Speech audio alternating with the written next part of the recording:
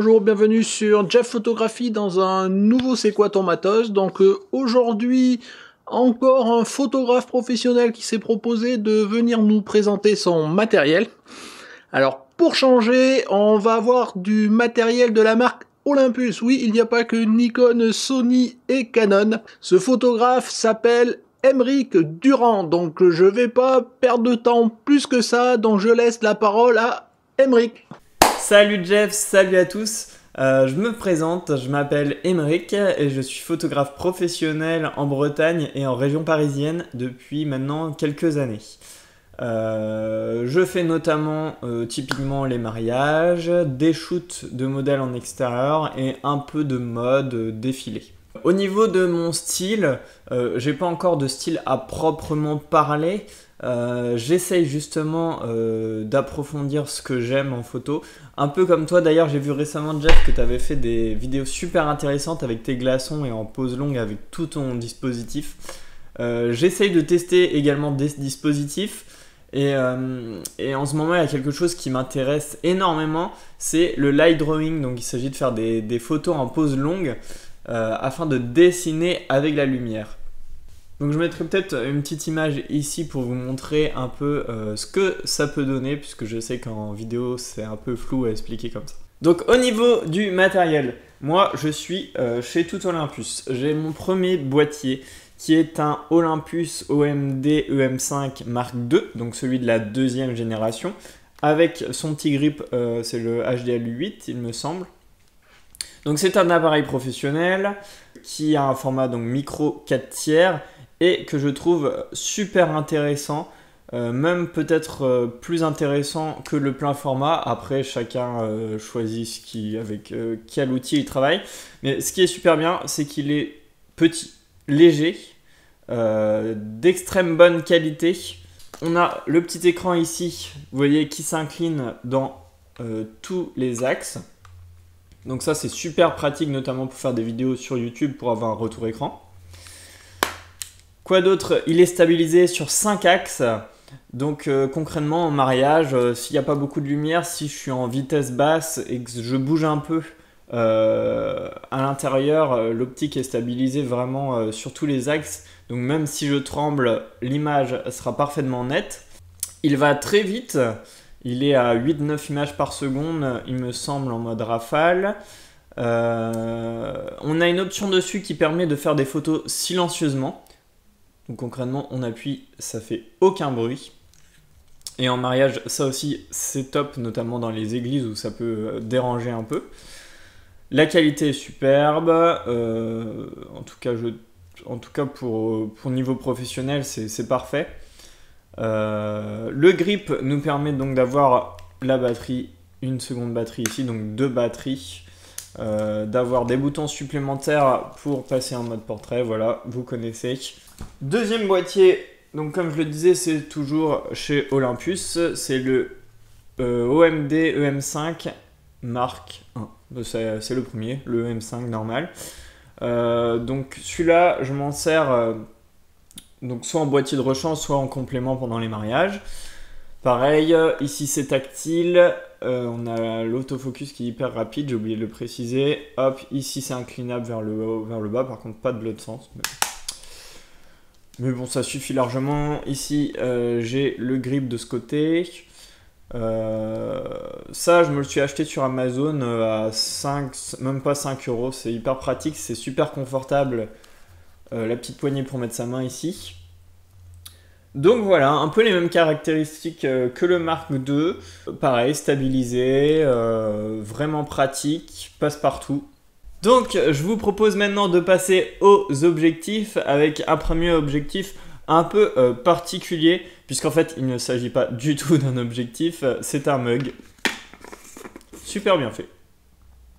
Donc voilà, celui-là on va éviter de l'utiliser en mariage. Sinon, niveau photo, je ne pense pas que les mariés seront ravis. Non, plus sérieusement, au niveau de mes objectifs, j'ai le premier qui est un standard de chez Olympus. Donc c'est le 14-42 mm, il ouvre à 3,5, donc c'est une assez bonne profondeur de champ. C'est un standard pour faire les photos de groupe, Alors, ce qui est vachement intéressant justement avec cet objectif, c'est que chez les micro 4/3, pour avoir l'effet ultra grand angle, c'est assez compliqué, puisque les focales sont multipliées par rapport à du plein format. Par exemple, un 14 mm en plein format, ça équivaut à, je sais plus, un 30-40 mm. Donc, c'est quand même assez zoomé. Pour contrer à ce problème et donner vraiment l'effet ultra grand angle qu'on peut voir sur les pleins formats, je me suis acheté un convertisseur Fish Eyes. Et ça, c'est vraiment top. Donc, en fait, c'est tout simplement un embout à fixer sur le premier objectif. Donc, hop, on le met comme ça. Et du coup, ce qui va se passer, c'est que ça va transformer vraiment l'objectif de base en objectif ultra grand angle. Et avec l'objectif ultra grand angle, justement, je l'utilise pour faire le light drawing, pour donner un effet global à la photo, avec quelques déformations sur les côtés, mais je trouve ça super esthétique. Sinon, en mariage, on peut l'utiliser également pour faire des photos de très près. Ça donne un aspect proche du personnage, je trouve. Alors pour le deuxième objectif, il s'agit toujours de chez Olympus, un 45 mm, cette fois il est fixe, 45 mm qui ouvre à 1,8. Donc celui-là, je le trouve parfait pour les portraits, puisque on a un 45 mm, donc en plein format, ça équivaut à du 80 mm environ. Donc on va pouvoir avoir les personnes, des portraits en fait de loin avec une faible profondeur de champ. Donc on aura un beau flou d'arrière-plan. Donc voilà, c'est l'objectif typique, c'est celui que je trouve le meilleur pour l'instant chez Olympus pour faire des portraits. Alors on continue. Ici j'ai un petit filtre ND, le ND1000, qui me permet voilà, de faire des pauses longues en pleine journée. Ce qui est particulièrement utile justement pour faire du light drawing de jour. Par contre, l'inconvénient c'est qu'il va falloir une lumière très puissante, mais ça peut être super intéressant. Ensuite, la base, ma petite trousse avec toutes mes petites cartes et mes clés USB. Donc là, j'en ai plein, mais la carte que j'utilise principalement, c'est une Lexar qui est une très bonne marque professionnelle. C'est une SDXC2, donc 150 mégabits par seconde, donc elle est ultra rapide. Et en mode rafale, du coup, c'est parfait pour aller sur l'Olympus. Ensuite, je vous propose de continuer avec un petit flash Cobra, donc c'est de Speedlight, le YN563. Donc voilà, c'est pareil, c'est un flash Cobra de base, très très utile pour les soirées en mariage ou pour les poses longues lors du light drawing ou ce genre de choses pour figer l'image. J'ai un petit diffuseur ici pour atténuer les lumières fortes du flash. Ensuite, j'ai mon petit harnais qui m'aide énormément lors de longues journées, de longs reportages, que ce soit des shootings ou des défilés. Ici, j'ai mon petit badge photographe qui est phosphorescent la nuit. C'est pas magnifique. Donc là, concrètement, j'attache un boîtier d'un côté, l'autre boîtier de l'autre. Ça me permet d'avoir mes deux objectifs en même temps. Si je veux du grand angle, j'ai juste qu'à lever la main droite. Si je veux mon portrait, je lève ma main gauche. Ici, une petite pochette à accrocher à la ceinture pour mes objectifs. Super utile quand on n'a pas le temps, quand on veut aller vite, quand on veut ranger des choses. Ensuite, j'ai un petit réflecteur. Donc standard, ça je l'utilise quand j'ai un peu plus de temps, donc avec les 4 faces dorées, blanc, bon, voilà. Qui est particulièrement utile lorsqu'il y a trop de lumière pour en atténuer ou quand on est à contre-jour pour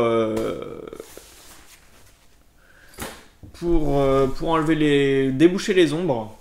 Ensuite, ici, j'ai un petit haut-parleur. Alors, un haut-parleur, vous allez me dire pourquoi. Eh ben, quand on a 200 personnes au mariage, juste après la cérémonie, qu'il faut les réunir pour la photo de groupe. C'est simple, je l'allume, je le mets au max et je gueule.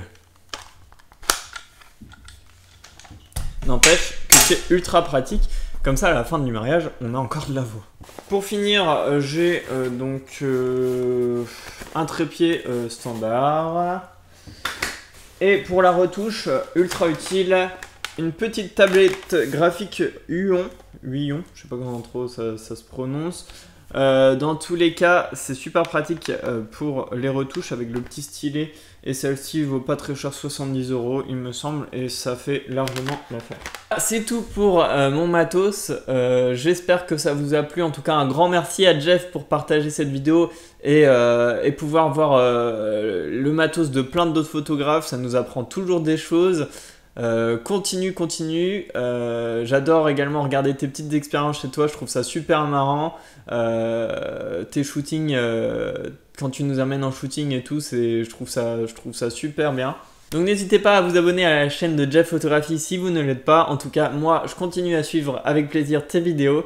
À bientôt. Bon courage tout le monde pour la rentrée, pour cette année scolaire.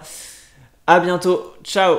Voilà, vous avez découvert le matériel de Emeric. Merci Emeric pour le retour positif sur la chaîne, ça fait toujours plaisir. Dans tous les cas, j'espère que ça vous a plu. Donc une nouvelle présentation de matériel par un photographe, soit professionnel, soit amateur. J'ai encore pas mal de monde qui me propose de présenter son matériel, donc j'ai une bonne liste d'attente.